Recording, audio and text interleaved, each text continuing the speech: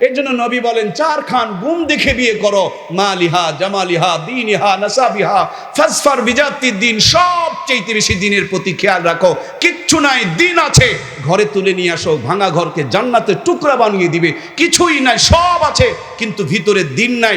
তোমার বিল্ডিং ঘরকে জ্বালিয়ে পুড়িয়ে জাহান্নাম বানিয়ে ছাড়বে। কথা বলুন ঠিক কিনা? যার কিছুই নাই, ঘরে একটা নেককার বিবি আছে, খবর নিয়ে দেখেন দিন শেষে সে কিন্তু জান্নাতের মতন সুখে আছে। আর যার সব আছে, ঘরে একটা নেককার বউ নাই, তার মতন হতভাগা কপাল পোড়া দুনিয়াতে আর কেউ। এই জন্য নবী আমার চারখান গুণ দেখে বিয়ে করতে বলেছেন। 1 নম্বর গুণ হলো সৌন্দর্য দেখে বিয়ে করো। এক একজনের চোখে এক একজনকে সুন্দর বানিয়ে দিয়েছেন কে? কিন্তু আমাদের দেশের নিয়ম বড় উল্টা। বিয়ে করব আমি, আর বউ পছন্দ করে আমার দুলাভাই। আমি মিষ্টি খাই না, দুলাভাইয়ের মিষ্টি ছাড়া হয়। আমার কল্লা ভাজি দিলে খাওয়া বন্ধ, আর আমার কল্লা ভাজি দিলে খাওয়া চালু। তার মানে যার বিবি তারে পছন্দ করতে দাও। ইসলামে একে অপরকে ভালো লাগা, ভালোবাসার মানুষটাকে খুঁজে নেওয়ার জন্য অধিকার দিয়েছেন। একে অপরের পছন্দের আল্লাহ তাআলা অধিকার দিয়েছেন। যাকে দেখে প্রেম জাগে, ভালো লাগে, এরকম জীবন সঙ্গিনী যদি বানাইতে পারেন, ঘর পরক্রিয়া ঢুকবে না, বিরহের গান গাওয়া লাগবে না। কিন্তু দুলাভাইয়ের পছন্দে অথবা ক্ষমতার বাড়ি বিল্ডিং দেখে যদি বিয়ে করেন, জিন্দেগি কানতে কানতে তেনা হয়ে যাবে। কথা বলুন ঠিক কিনা? এখন তো ডিজিটাল জামানা, কোনটা কালো কোনটা ধলো এটাও বড় চিনা মুশকিল হয়ে যায়। কালো কালো মেয়েগুলো বিউটি পার্লারে যায়, 18 বস্তা মেখে সবগুলো ফর্সা হয়ে যায়। এই জন্য যুবকেরা বিয়ে করতে বড় ভয় পায়। হাইরে যদি 2 নম্বর মাল কপালে জুটে যায়। আমি আমার যুবক ভাইদের পরামর্শ শিখাইয়া দিয়ে যাই, যখন বউ দেখতে যাবেন নিজে যাবেন, অন্যের উপরে ভর করবেন না। কারণ আপনার বউ আপনারই পছন্দ করা লাগবে। আপনার যেটা ভালো লাগে ওপেনলি বলতে হবে, এটা আমার ভালো লেগেছে, এটা আমার জীবন সঙ্গিনী বানিয়ে দাও, একে নিয়ে আমি সংসার করব। তোমরা এখানে বাড়াবাড়ি করিও না, এটা তো তোমাদের বউ না, এটা আমার বউ। বাপমার সাথে ডিসকাস করবেন। বউ দেখতে যখন যাবেন, বউ দেখতে গিয়া বলবেন আমার চোখের সামনে অজু করতে লাগায়া দেন। যদি অজু করতে পারে তাইলে বুঝবেন নামাজ পড়ে। আর যেটা নামাজ পড়ে এটা 1 নম্বর মাল, নামাজি কোনোদিন 2 নম্বরই হয় না। আর অজু যদি না পারে, যতই বলুক তাহাজ্জুদ গুজার, এটা ভণ্ডামি আর মিথ্যা কথা। কথা বলুন ঠিক কিনা? ওযু করতে গিয়া যেই পর্যন্ত চেহারা ধৌত করবে ওই পর্যন্ত দেখা যাবে। ওযু যখন করবে, মুখের মধ্যে যদি আলকাতরা মোবিল লাগানো থাকে সবগুলো পরিষ্কার হয়ে যাবে। ঝগড়া ফাসাদ যা হওয়ার আগেই হয়ে যাবে। বিয়ের পরে অশান্তি বন্ধ হয়ে যাবে। যদি দেখো মুখের কালারটা এক মতন আর পায়ের কালারটা আর এক মতন, বুঝবেন এটা কালার করা 2 নম্বর মাল, এইটাকে ঘরে তোলা যাবে। কি গো, কথা বলছেন না কেন?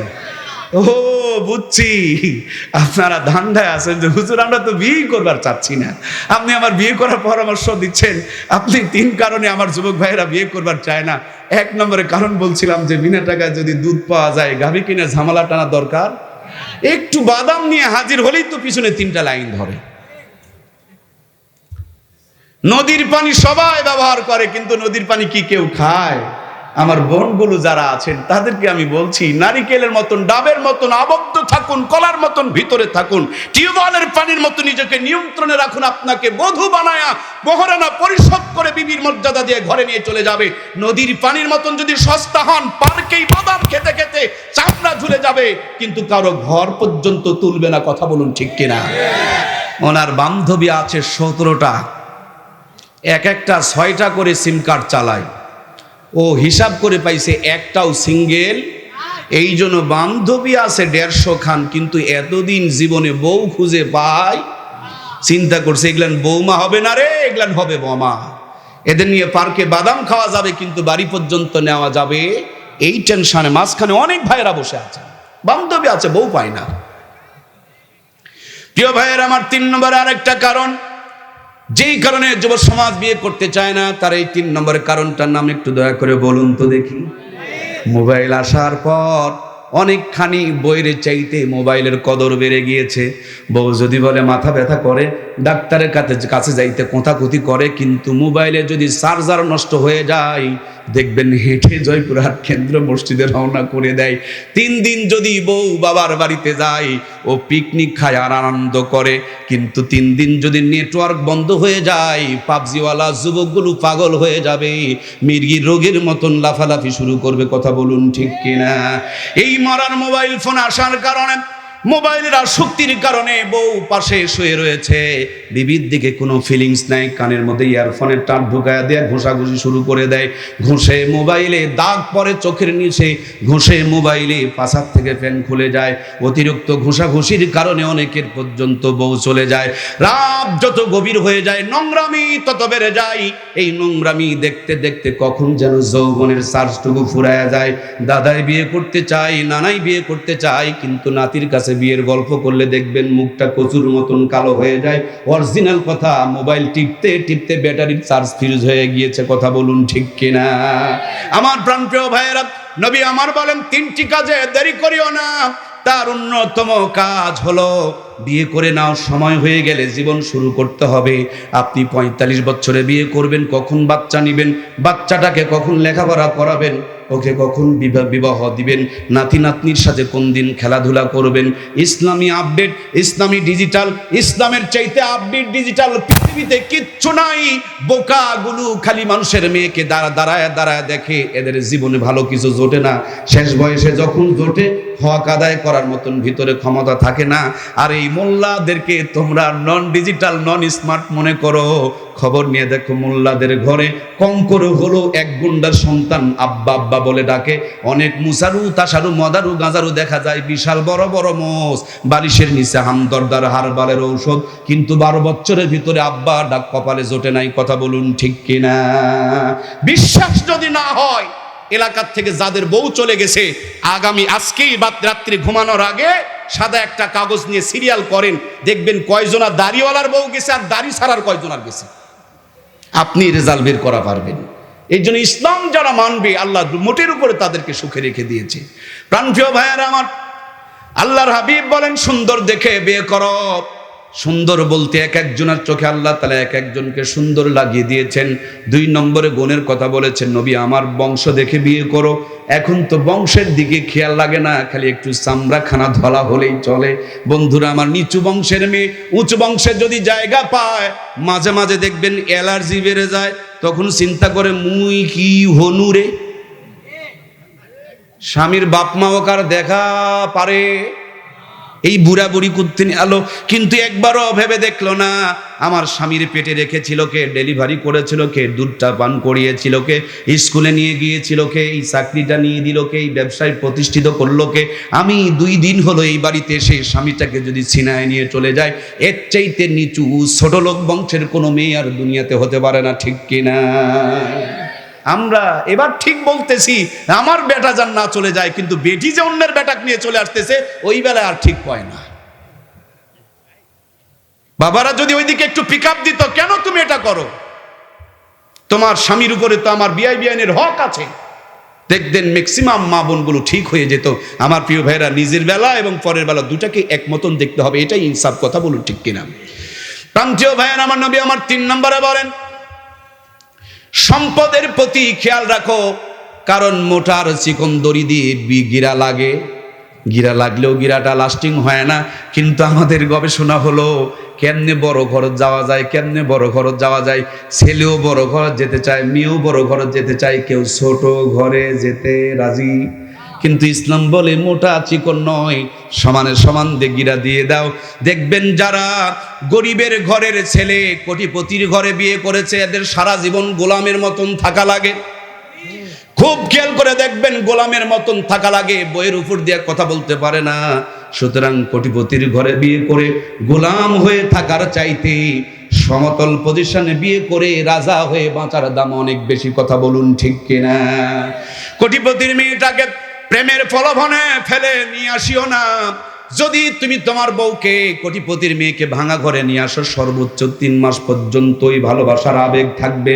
3 বছর 3 মাস পর যখন আবেগ কেটে যাবে, অভাব যখন জানালা দিয়ে ঢুকবে, ভালোবাসা দরজা দিয়ে দৌড় মারবে, তখন কিন্তু বিরহের গান গাওয়া লাগবে। এই দুনিয়ায় মন বুঝার চাইতে ভুল বুঝার মানুষ বেশি, এত ভালোবেসেও আমি তার কাছে হইলাম দোষী। দূষিত হবেই, কারণ ইসলাম বলেছে কুফু দেখে বিয়ে করো, মোটা চোখ চিকনে গিরা লাগাইতে যেও না, এই গিরাটা লাস্টিং করবে না। ইসলামী অনুশাসন যদি মেনে চলতাম, আমাদের সমাজে যেই পরিমাণ ডিভোর্স বেড়ে গেছে, এই ডিভোর্সটা কমে যেত। কথা বলুন ঠিক কিনা? 3 নম্বর, আল্লাহর হাবিব বলেন ফাসবার বিজাতির দিন, সবচেয়ে বেশি দিনের প্রতি খেয়াল রাখো। সব আছে, দিন নাই, এটাকে নেওয়াই যাবে না, এটা ঘরকে জাহান্নাম বানিয়ে ফেলবে। কিছুই নাই, ভিতরে দিন আছে। দিনদারটাকে ঘরে নিয়ে আসো, ঘরটাকে জান্নাতের টুকরা বানিয়ে দিবে। দিনদার একটা বউ যদি ঘরে থাকে, সারাদিন স্বামী রিক্সা চালায়া বাড়িতে যখন ঢুকবে, স্বামী আসার টাইম হয়েছে, রান্না রেডি করে রাখবে, নিজের শরীরটাকে গোছগাছ করে রাখবে, শরীরটাকে পরিষ্কার করে রাখবে, দরজার কিনারে দাঁড়িয়ে থাকবে। যেমনি দরজার কিনারে সে সালাম দিবে, আসসালামু আলাইকুম ওয়া রাহমাতুল্লাহ, বাঁকা ঠোঁটে মুস্কি হাসি দিয়া দরজা খুলে উত্তর দিবে, ওয়া আলাইকুমুস সালাম ওয়া রাহমাতুল্লাহি ওয়া বারাকাতুহু ওয়া মাগফিরাতুহু ওয়া জান্নাতুহু। তারপরে কিছু নগদ, কিছু বাকি, কিছু অ্যাডভান্স, কিছু অগ্রিম, কিছু আরো কিছু বেশি কিছু। তার মানে স্বামী বাড়িতে এসেছে খুশি হয়ে অনেক কিছু।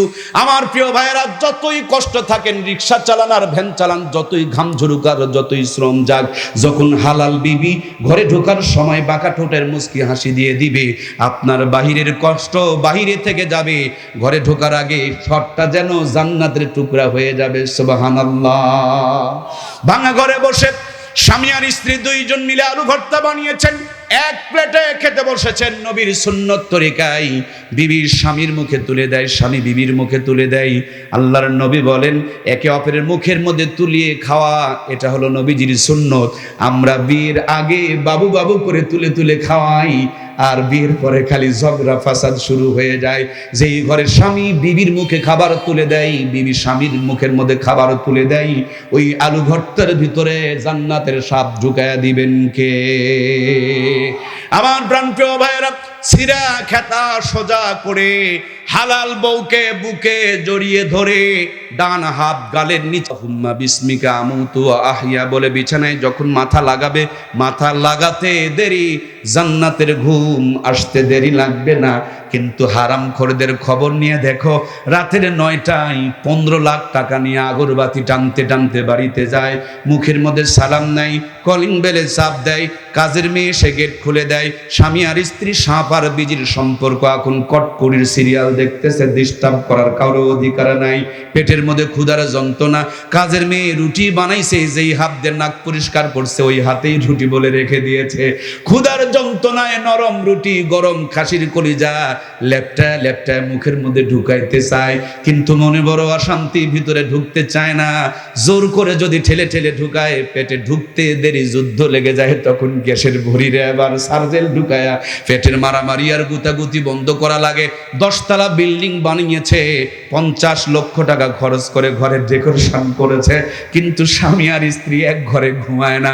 স্বামী এক ঘরে, বউ আর এক ঘরে। বউকে কন্ট্রোল করার জন্য 15 লাখ টাকা দিয়ে আইফোন কিনে নিয়ে 6 লাখ টাকা দিয়ে ওয়াইফাই নেটওয়ার্ক লাগাইছে, কিন্তু নেটওয়ার্ক অন্যদিকে ধরেছে, কিরিং কিরিং শব্দ আসতেছে, তার মানে পরক্রিয়া শুরু হয়ে গিয়েছে।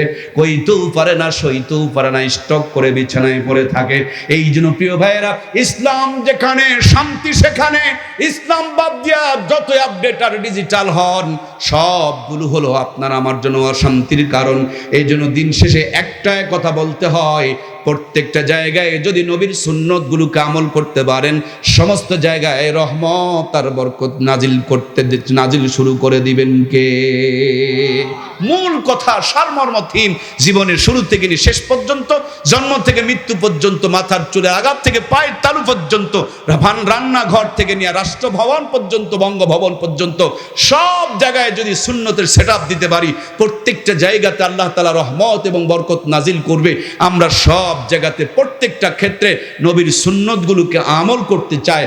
কারা কারা রাজি? দুইখানে হাত তুলে আমার আল্লাহকে দেখাই, লিল্লাহে তাকবীর। হাতগুলো এভাবে একটু নাড়া দেন। আর শাহজিম থেকে আমার রব দেখছেন, আলো বাতাস সাক্ষী হয়ে থাকতেছে, এই ময়দানে, এই সামিয়ানা কিয়ামতের দিন আপনার আমার পক্ষে সুপারিশ করবে, ওগো আমাদের রব, আমরা তোমার নবীর উম্মত, প্রত্যেকটা কাজে সুন্নতগুলোকে আমল করতে চাই, আমাদেরকে সুন্নত ওয়ালা উম্মত হওয়ার তৌফিক দান করে দাও, বলুন আমিন।